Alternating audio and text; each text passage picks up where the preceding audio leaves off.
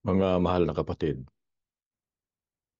bagamat itinatanggi ng marami at sa paningin daw pakiramdam nila ay tapos na ang matitinding pagsubok sa iglesia, ay hindi pa rin maikakaila, lalo na sa mga nagsusuri na namamalagi ang matinding dinaranas ng bayan ng Diyos sa mga huling araw. Na dahil dito ay patuloy na napipinsala ang pananampalataya ng marami. May mga nanlamig, kung tawagin, at tumigil pa sa mga pagsamba at paglilingkod sa ating Panginoong Diyos. Ito ay tunay na nakababahala kung ating pag-aaralang mabuti. Sapagkat pagka napinsala ang pananampalataya ng isang lingkod ng Diyos, alam natin na nanganganib na siya. Hindi siya maligtas sa araw ng paghuhukom. Hindi lamang yan. Meron ding mga dating lingkod ng Diyos nung una ay nanindigan sa panig ng katotohanan, subalit dumating ang pagkakataon na naligaw. Ang totoo, mayroon pang mga ministro na nagturo ng mga doktrina na salungat sa natutuhan natin mula sa pagtuturo at pangangaral ng sugo ng Diyos sa mga huling araw. Ang mga nainip, yung mga nagalit at nagkaroon ng puot sa kanilang puso, ang kanilang naging biktima. Masasabi natin na ang lahat ng ito, ang mga nangyaring ito ay nangangahulugan lamang na sila ay naging katulad ng mga tupa na nangaligaw.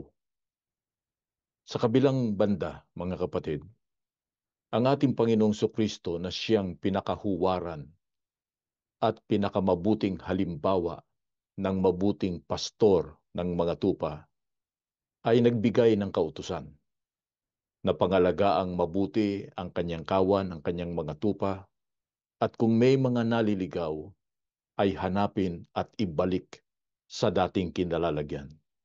Yan ay nakasulat sa Mateo 18:12 hanggang 14. Yang tagubilin na yan, yang utos na yan ng ating Panginoong Sokristo, ang siyang nag-uudyok po sa amin. Gagamitin ko na yung sa salitang English na driving force. Kaya kami, na bagamat iilan lang kaming mga ministrong nangangasiwa sa inyo, ay patuloy na magpaalaala sa inyo ng tunay na mga doktrina para panghawakan natin yung pananampalatayang yon. Huwag tayong maligaw, huwag tayong magkamali, mamalagi tayong sumusunod sa tunay na aral na mamalagi sa tamang daan. Kaya alamin muna natin, mga kapatid, bakit po ba may mga tupa o mga kabilang sa bayan ng Diyos na naliligaw?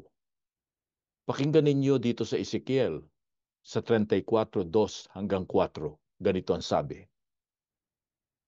Anak ng tao, manghula ka laban sa mga pastor ng Israel.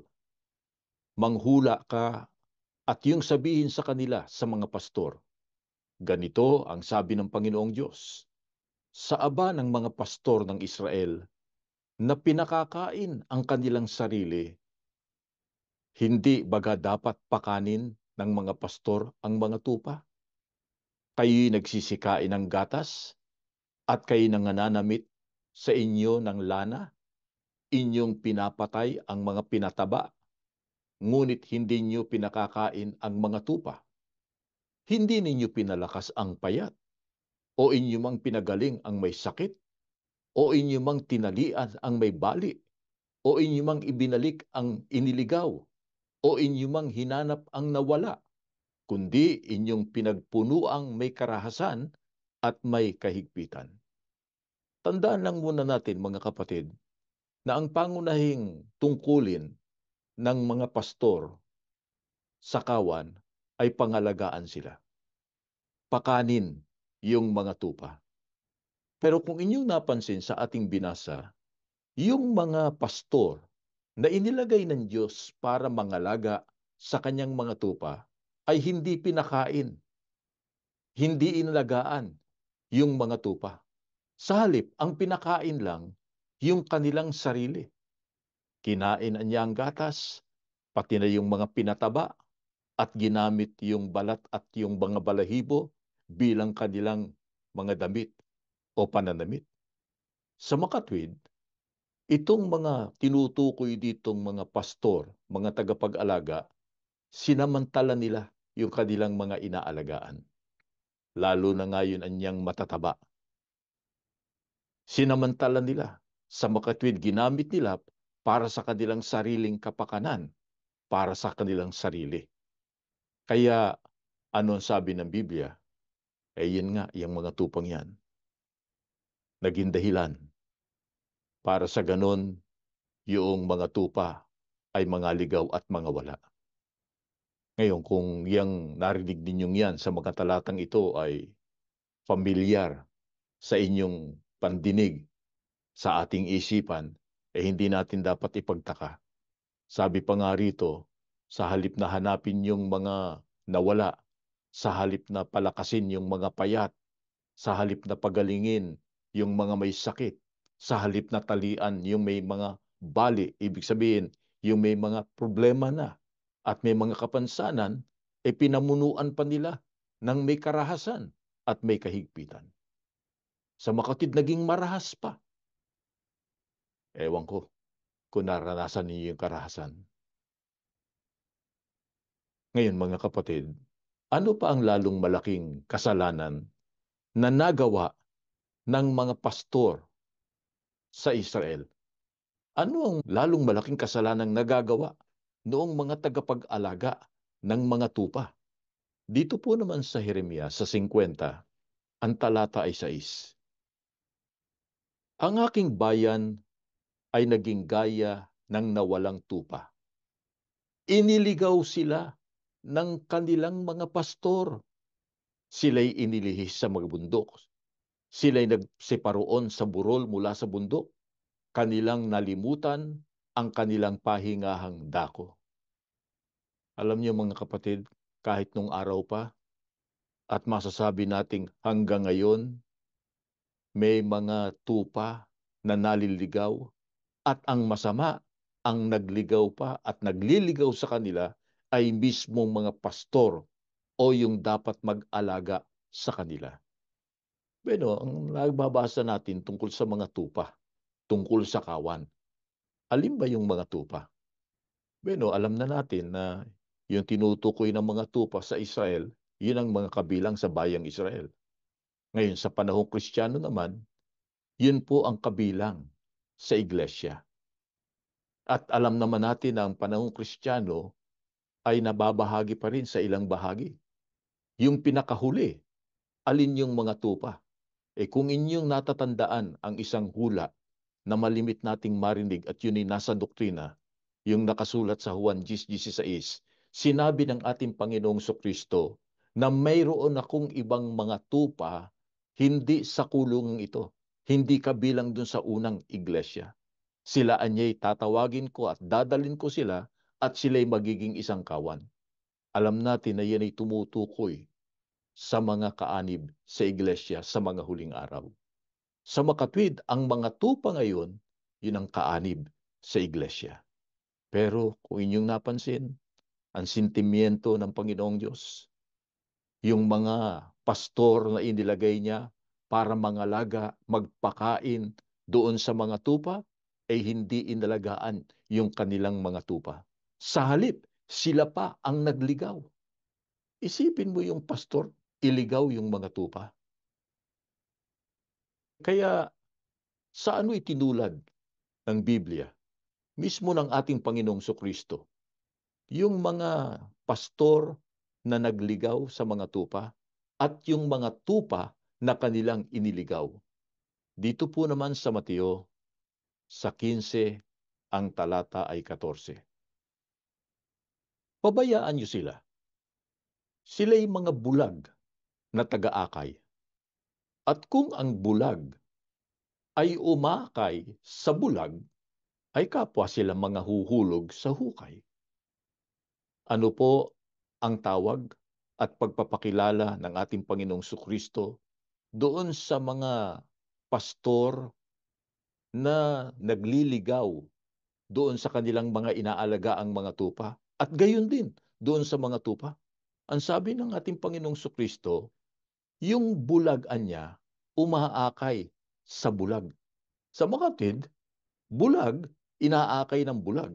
Anong masamang ibubunga nun? Ang sabi dito, kapwa silang mga huhulog sa hukay. Ang kahulugan, kapwa sila mapapahamak. Hindi kaligtasan, kapahamakan ang darating sa kanila. Beno, pag-usapan muna natin yung sinasabing bulag o yung mga naligaw at nagliligaw. Ano po? Wala namang aamin na sila ay bulag eh. Wala ring aamin dun sa mga nagliligaw na inililigaw nila yung mga tupa. At karamihan sa mga tupa na naligaw, hindi nila alam na naligaw na sila. Kaya paano makikilala yung mga pastor at saka yung mga tupa na nagligaw at naligaw? Dito sa Isaias, sa 5, ang talata ay 20.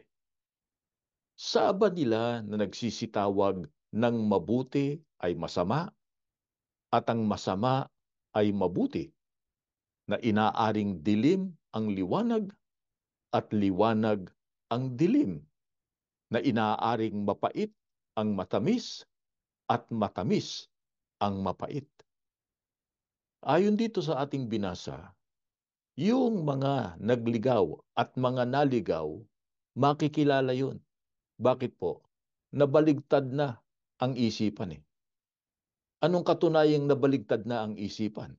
Aba, ang sabi ng Biblia, yung masama, yun ang itinuturing nilang ano po, mabuti.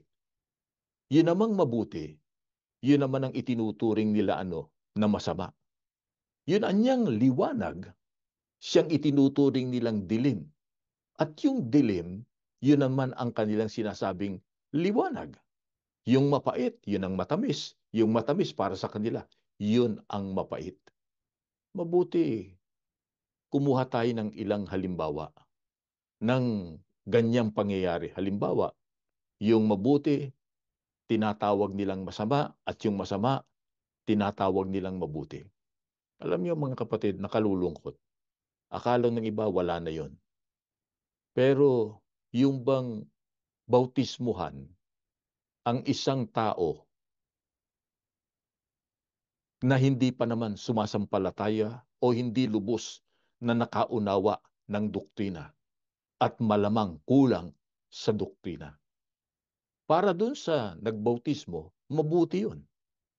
Bakit mabuti? Aba, ay nagbunga siya ng marami. Pero alam natin, yun ay masama. Masama sapagkat labag sa aral. Halimbawa, yung ginagawa hanggang ngayon na yung mga lokal, yung mga distrito, kahit maliit pa lang, hindi naman dumadami ang kaanib, ay hinahati-hati sa iba pang maliliit na lokal para masabi na lumalaki yung lokal, lumalaki yung distrito, dumadami yung kaanib. Sa paningin ng mga gumagawa nun, mabuti, nagumaganda ang imahe. Pero alam nating masama sapagkat hindi naman talagang ganun ang nangyayari. Namamalagi pa rin yung maliit na bilang.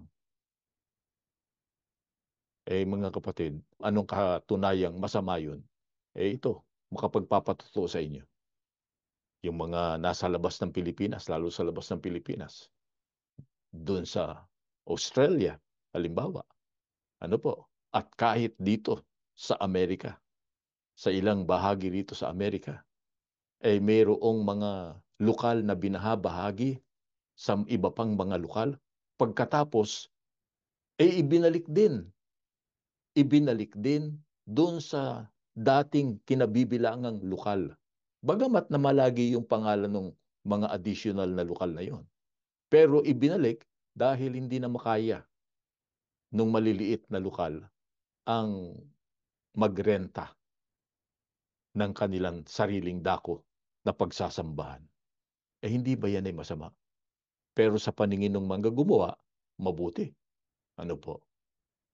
Ang isa pang halimbawa, sa Biblia, mabuti na i-expose mo yung manggagawa ng kadiliman. Yan ang nakasulat dun sa Epeso, sa 5:11.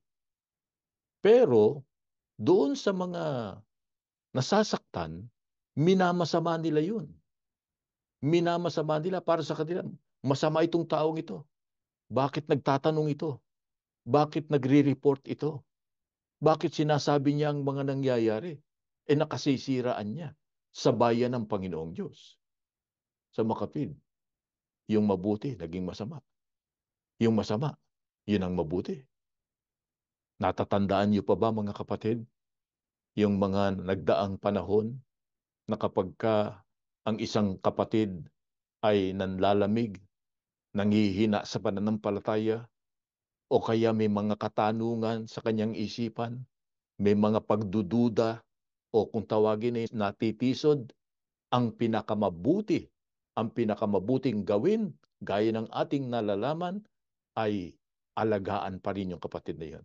Bisitahin, dalawin yung kapatid na yun.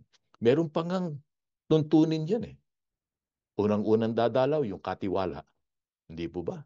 At hindi lang minsan gagawin yun. Pagtitiyagaan yun ng katiwala. Pagka hindi na kaya ng katiwala, magsasama na yun ng pamunuan ng lokal. Dadalawin uli. Papayuhan. Ipananalangin. Hindi po ba? At pag hindi pa rin kaya, kasama na yung ministro. Bakit? Pinagmamalasakitan. Yun ang mabuti. Pero dumating ang pagkakataon na wala yung ganung paraan ng pangangalaga. Ang ginawa ng marami, sige, apurahan na. Itiwalag agad yan. Naging marahas na sila. Itiwalag agad. Sapagkat masama yung mga taong yan. Alam niyo mga kapatid, nabaligtad ang isipan. Salamat na lang sa Panginoong Diyos dahil sa kabila ng nangyari sa marami sa atin, patuloy tayong nagtataguyod at patuloy nating ipinagtatanggol yung katotohanan, yung aral. At kung titingnan pa nga natin, meron pang pangyayari na dati-dati, itinuturing ng marami na mabuti na mahalin natin ang ating kapwa at pati na yung kaaway, yung itinuturing na kaaway. Kasi yun na nasa Biblia. Mahalin mo ang yung kaaway. Kahit kaaway, mahalin. Pero dumating ang pagkakataon na kapag ka itinuring ka ng kaaway, ah, hindi ka na gagawa ng mabuti. Gagawang ka pa ng masama. Sasabihan pa yung iba, huwag kayo makikipag-usap sa kanila. Huwag niyo silang papansinin. Masama yan. Yun na nga ang katunayan. Yung mabuti, naging masama. Yung masama, naging mabuti. Yung halimbawa nung yung liwanag, naging dilim. At yung dilim ay liwanag. Ito naman mga kapatid, pag pinag-aralan natin ang mga pangyayari, doon sa mga dating nagtatanggol sa tunay na aral, ngayon, anong nangyari sa kanila? Yung tinuturing nila dating liwanag, itinuring na nilang kadiliman. Dati ang liwaliwanag sa kanila nung aral. Talagang ipinagtatanggol nila. Sukdulan nga na magsakripisyo sila at sukdulang sila ay matiwalag. Pero pagkatapos nun, yung ipinagtatanggol nilang liwanag, ituturing na pala nilang kadiliman. Halimbawa, ang paningin nila, dati ang iglesia, yun ang totoo. Ang iglesia, ang siyang nasa liwanag. Pero dahil sa nakita nila na may mga nangunguna na nalagay sa kadiliman, ang pagtuturing na nila sa buong iglesia, nasa kadiliman na. Yun ang kanilang nasa isipan. wala na sa liwanag. Ang pagtuturing na nila sa iglesia, natalikod na sa tunay na pananampalataya. Eh mali. Hindi ganun eh. Sapagkat ang iglesia, gaya ng ating nalalaman, ay hindi na matatalikod. Yan ang nasa hula. Ngayon, dati-dati, itinuturing nila ang iglesia ay siyang nasa liwanag. Ngayon, ang pagtuturing na nila sa sarili, siya na nagtaguyod na ng maling doktrina, ng maling aral, sila na ang nasa liwanag. At tatandaan ko tuloy yung tumawag sa akin isang dating kasama-sama na sabi niya, naku, naliwanagan na po ako. Yun pala, ang sinusunod na niya, ibang aral, ibang doktrina. Ngayon, ang siguro nagtataka kayo, bakit kaya sa kabila ng katotohanan na itong mga ito ay itinaguyod nila, pinagsanggalang nila ang katotohanan, pero nangawala rin, naligaw din, nakatulad din ng mga tupa na nawala at naligaw. Pakinggan ninyo ang nakasulat dito po sa Tito sa 1:10 hanggang 11, 14, 13. Ito po. Sapagkat may maraming mga swail na mapagsalita ng walang kabuluhan at mga magdaraya, lalong-lalo na yaong mga nasa paghahalas, na ang kanilang mga bibig ay nararapat matikom, mga taong nagsisipang gulo sa buong mga sangbahayan, na nangagtuturo ng mga bagay na di nararapat dahil sa mahalay na kapakinabangan, na huwag mga kinig sa mga katha ng mga Hudyo at sa mga utos ng mga tao na nangagsisinsay sa katotohanan. Ang patotoong ito ay tunay dahil dito'y sawayin mong may kabagsikan sila upang mga pakagaling sa pananampalataya.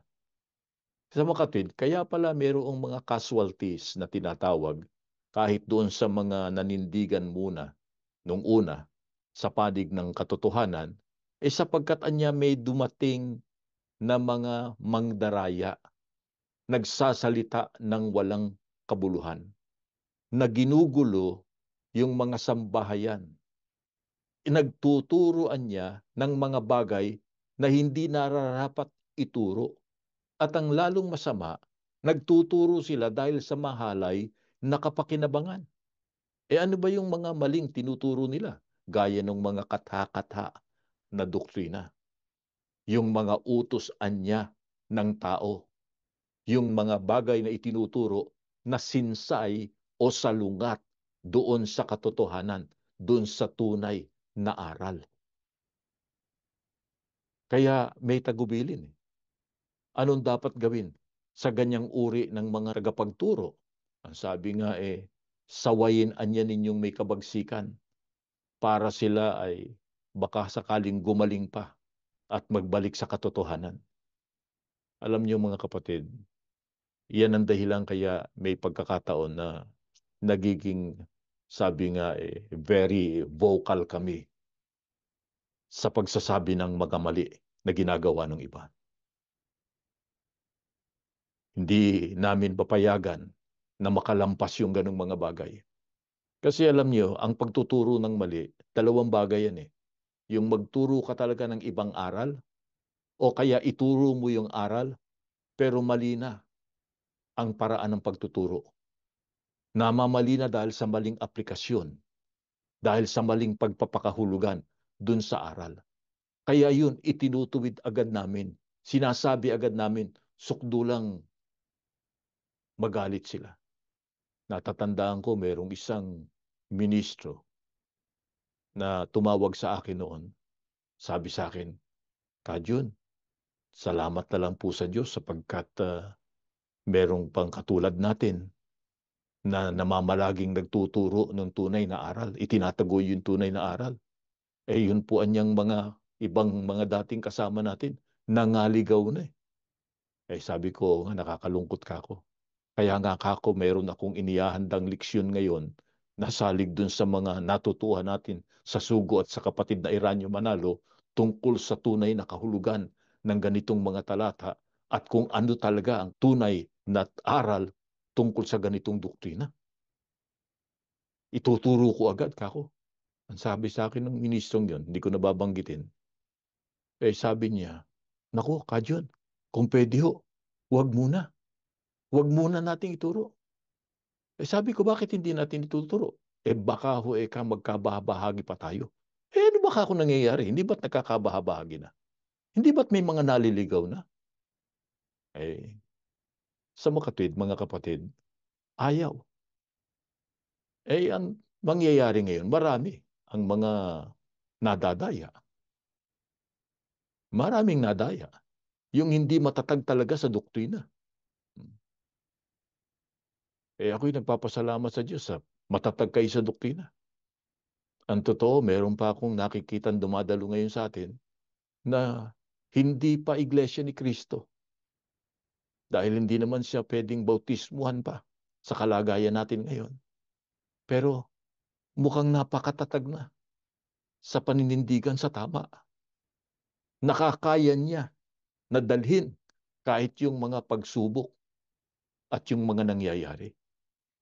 Pero maraming nadadaya sapagkat mayroong mga tagapangaral na ang sinasabi ng mga tagapangaral, itong itinuturo namin sa inyo, galing sa Diyos. Hindi katakataka yun.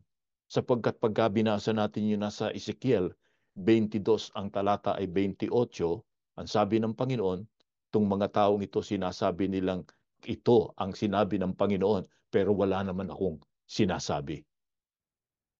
Kaya huwag tayong padadala sa kanila. Kailangang sawayin sila ng may kabagsikan, dapat silang sawayin na may kabagsikan. Hindi sila maituturing na basta mga tupang naligaw eh. Sila na ang nagliligaw eh.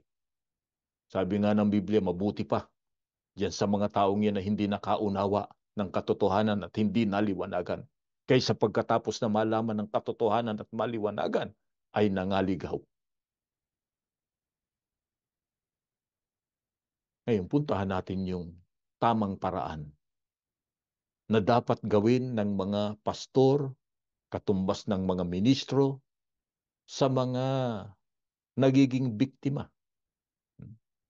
Yung kanilang dapat gawin doon sa mga, halimbawa, sa palagay nila naliligaw o sabihin na nating naliligaw.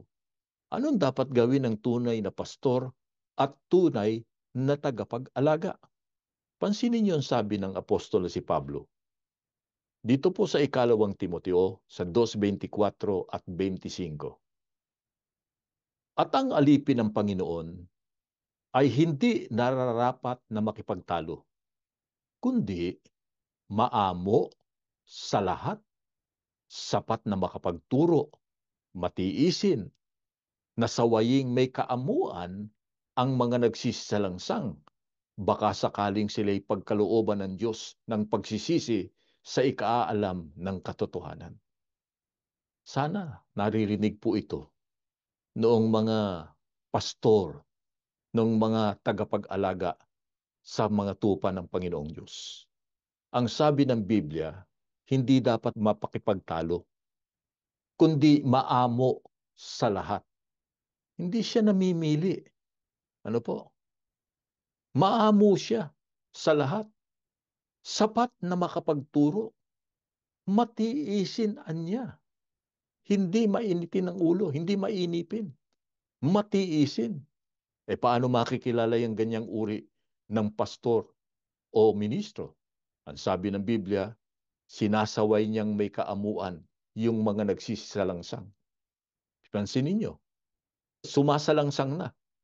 Yung isang halimbawa, kapatid, sabihin ng sumasalangsang, bagamat yung iba hindi naman sumasalangsang, nagtatanong lang, nagtataka lang. Ano po? Pero ang sabi ng Biblia, sawayin pa rin may kaamuan. Bakit? Baka sakaling maibalik siya sa pagkaalam ng katotohanan. Kung naligaw nga sa katotohanan. Pero hindi ganyan ang naranasan ng marami sa atin. Narinig lang nila na si kapatid na ganito ay may mga tanong. Narinig lang nung iba na meron siyang nabanggit na napansin niya na nangyayari. itiwalag agad yan. Kahit hindi na basahin pa sa pagsamba, tawagan na lang sa telepono. Yan ang nangyari sa marami. Kaya hindi natin malimutan yun eh. Nagbabalik lagi sa ating isipan. Ano po? Kailangan ni kaamuan. Malumanay ang sagot. Bakit po? Sa ano ba itinulad yung maamo at malumanay na pagsagot doon sa mga katanungan ng iba o pagtutuwid sa iba? Dito po naman sa mga kawikaan, 15, 1, 2, at 4. Ang malubay na sagot ay nakapapawi ng puot. Ngunit ang mabigat na salita ay humihila ng galit. Ang dila ng pantas ay nagbabadya ng tuos ng kaalaman. Ngunit ang bibig ng mga mangmang ay nagbubugso ng kamangmangan. Ang dilang magaling ay punong kahoy ng buhay, ngunit ang kalikuan niyaon ay kasiraan ng diwa. Napakagandang talata ng Biblia. Isipin ninyo, yun anyang sagot ng malubay o malumanay. Yun anya ang papawi ng galit. Ang totoo kahit sa pang-araw-araw na buhay natin mga kapatid, dapat ganyan ang ating pamamaraan eh. Hindi mo pwedeng salubungin ng galit yung galit. Pagka sinalubong mo yan, lalong mag-aapoy ng galit. Kaya kailangang maging malumanay niya. Kaya napansin niyo pagka ang tao malumanay sa pagsagot. Parang yung nagtatanong sa kanya, yung nagagalit sa kanya, biglang lumalambot ang damdamin eh. Napapahiya eh. Hindi lamang yun. Yun anyan dila ng pantas ay nagbabadya ng kaalaman. Pero yung mangmang, itinuturo nung kamangmangan din.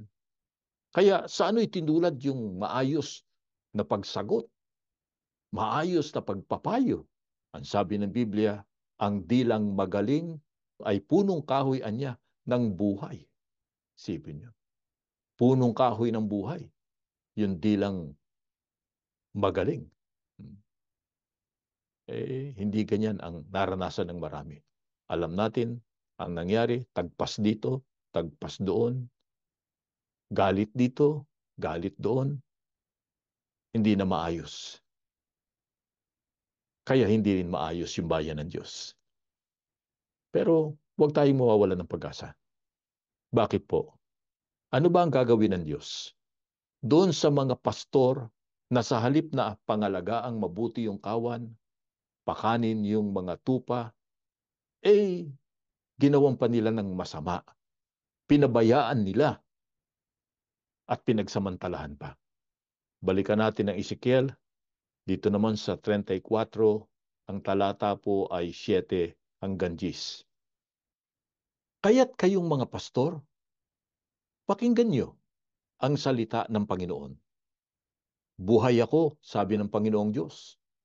Walang pagsala na dahil sa aking mga tupa ay naging samsam at ang aking mga tupa ay naging pagkain sa lahat na hayop sa parang sapagkat walang pastor o hinanap man ng aking pastor ang aking mga tupa, kundi ang mga pastor ay nagsikain at hindi pinakain ang aking mga tupa, kaya't, o kayong mga pastor, pakinggan nyo ang salita ng Panginoon. Ganito ang sabi ng Panginoong Diyos, narito, ako'y laban sa mga pastor at aking aalisin ang aking mga tupa sa kanilang kamay. Akin silang patitigilin ng pagpapakain ng mga tupa at hindi na naman pakakanin ng mga pastor ang kanilang sarili at aking ililigtas ang aking mga tupa sa kanilang bibig upang wag maging pagkain sa kanila. Ang may pahayag nito, yung may-ari ng mga tupa, ang Diyos. Meron siyang babala sa masasamang mga pastor doon sa hindi ginagampanan yung kanilang tungkulin at pangalagaan sa halip nagiging malupit doon sa mga tupa at pinagsasamantalahan ang mga tupa. Kaya nangaliligaw. Ang sabi ng Panginoong Diyos, laban ako sa ganitong uri ng mga pastor. Ang kalaban nila ang Diyos. Minsan, naiisip natin, wala bang nagtatanggol sa atin? Wala bang nakikipaglaban para sa ating? Meron, ang Diyos. Ang Diyos ang kalaban ng ganyang uri ng mga pastor. Kaya anong sabi ng Diyos? Aalisin ko na yung aking mga tupa sa kanilang mga kamay. Patitigilin ko na sila sa pagpapakain sa mga tupa. At hindi na rin sila kakain ng mga tupa. Ililigtas ko ang aking mga tupa mula sa kanilang mga bibig. Yan ang pangako ng Diyos. Ang Diyos ang mag-aalis sa kanila. Hindi papayagan ng Diyos na mamalagi ang bayan niya, ang kawan niya, ang mga tupa niya na ang nangangalaga ay mga pastor na walang malasakit. Paano yun? Siguro iniisip ng iba. Pagka nawala na yung mga tagapag-alaga, nawala na yung mga pastor, ano na mangyayari sa mga tupa? Ano na mangyayari sa bayan ng Panginoong Diyos? Tuloy natin sa 11 hanggang 16. Ganito ang ating mababasa. Sapagkat ganito ang sabi ng Panginoong Diyos. Narito, ako sa makatwidbagay ako, sisiyasat ng aking mga tupa, at aking hahanapin sila kung paanong hinanap ng pastor ang kanyang kawan sa kaarawan na siya'y nasa gitna ng kanyang mga tupa na nangangalat. Gayon ko hahanapin ang aking mga tupa. Ililigtas ko sila sa lahat ng dako na kanilang pinangalatan sa maulap at madilim na araw. Aking ilalabas sila sa mga bayan. Pipisanin ko sila mula sa mga lupain. Dadalhin ko sila sa kanilang sariling lupain at pasasabsabin ko sila sa mga bundok ng Israel sa tabi ng mga daan ng tubig at sa lahat na tinatahan ng dako sa lupain. Aking pakakanin sila sa mabuting pastulan at mga mataas na bundok ng kaitaasan ng Israel ay malalagay ang kanilang kulungan. Doon, mga hihiga sila sa mabuting kulungan at sa matabang pastulan ay manginginain sila sa mga bundok ng Israel. Ako ay magiging kanilang pastor ng aking mga tupa at aking pahihigain sila, sabi ng Panginoong Diyos. Aking hahanapin ang nawala at ibabalik ang iniligaw at tatalian ang nabalian at palalakasin ang may sakit. Ngunit aking lilipulin ang mataba at malakas, aking pakakanin sila sa katwiran. Napakasarap ng pangako ng Diyos sa kanyang bayan. Kapag kayong kanyang mga tupa ay naligaw, napabayaan ng mga pabayang pastor, ang sabi ng Panginoong Diyos, ako na. Ako na ang hahanap sa kanila. Ako na ang mag-aalaga sa kanila. Yung mga nangalat, yung mga naligaw, ibabalik ko sila doon sa kanilang kulungan. At doon sa kanilang kulungan, maayos ang kanilang kulungan. Doon sila hihimlay. Doon sila magpapahinga. Doon sila kakain. Sa makatwid, ang Diyos mismo ang mag-aalaga sa kanila. Aalisin niya yung masasama. Siyang mag-aalaga. Wala tayong alinlangan, mga kapatid, na tayo ang bayan ng Diyos sa mga huling araw. Hindi nagbabago yung ating isipan. Sa kabilang man ng mga nangyari, namamalagi tayong nangahawak sa mga pangako ng Panginoong Diyos. Yan ang pananampalataya. Diyan makikilala yung tapat. Salamat sa Diyos. Kayo, kayo mismo, tapat na sumusunod sa aral. Huwag kayong ihiwalay doon. Sapagkat may pangako ang Diyos na darating ang panahon. Siya mismo mangangalaga sa atin. Siya mismo ang magpapakain sa atin. Alam natin ang mga nagaganap sa bayan ng Diyos. Pero may pangako siya, huwag natin kalilimutan yun. Panghawakan natin yun. Patuloy tayong manalangin, makiusap sa Ama. Ama, huwag mo lang kaming pababayaan. Tulungan mo na lang po kami Napakagulo ng mundo, ng sanglibutan, napakaraming karahasan, nangyayari ang mga bagay na nakapagpapasira ng damdamin, ng pag-asa ng tao. At sa atin naman, ang lalong masakit ay ang patuloy na problema na dinaranas ng Iglesia, ng bayan ng Panginoong Diyos. Manalangin tayo lagi sa Panginoon. Sabihin natin sa Kanya, huwag lang tayo pababayaan. Nakahanda tayong magtiis. Mga hawak tayo sa Kanyang aral. Pero hawakan din niya tayong mahigpit. Gusto lang nating maligtas. At kung maaari, pati na yung ating mga mahal sa buhay. Dumating ang pagkakataon. Magkasama-sama tayong muli sa wasto, maayos, at banal na paglilingkod sa Ama. Huwag tayong maligaw ng sino man. Yan po ang ating idalangin sa Kanya. Tumayo tayo ngayon, mga kapatid. Ama naming Diyos, maraming marami pong salamat. Napakabuti mo sa iyong mga anak.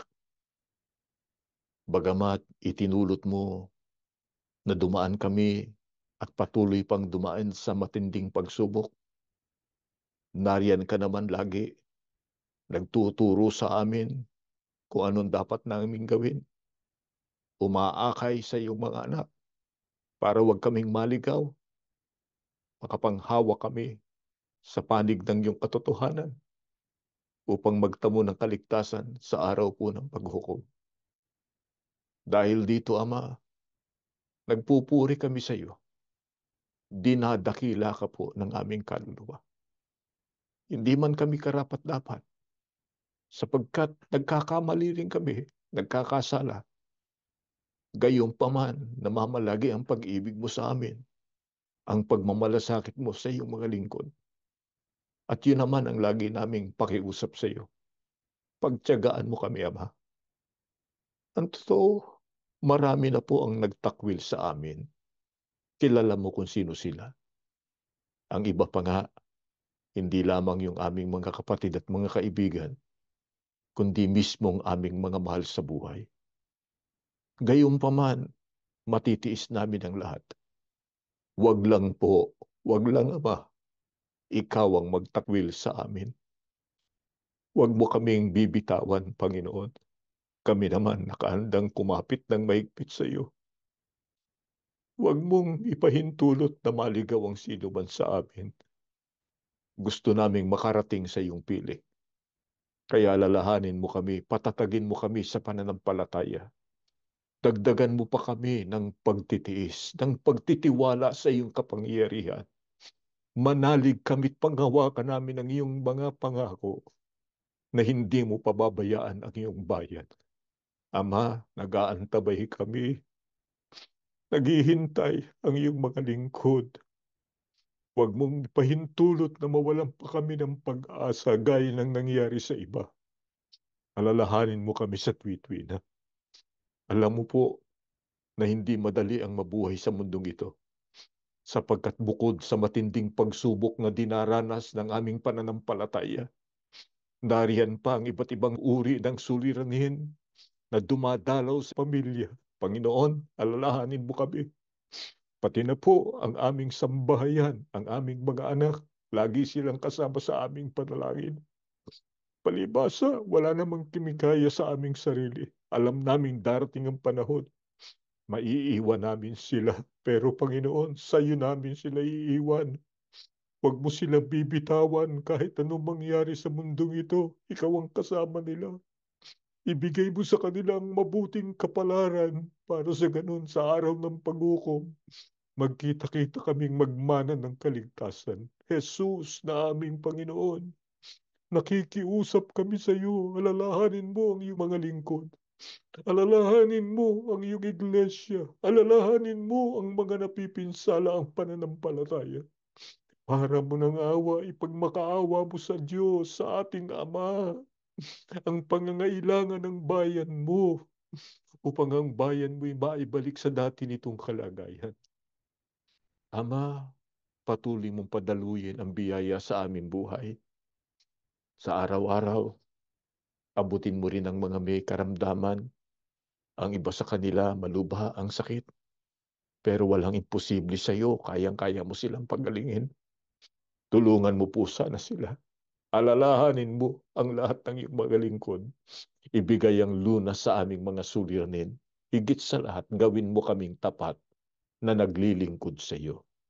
Ito na po ang aming pagtitiwala, Ama. Amin ang tinanggap.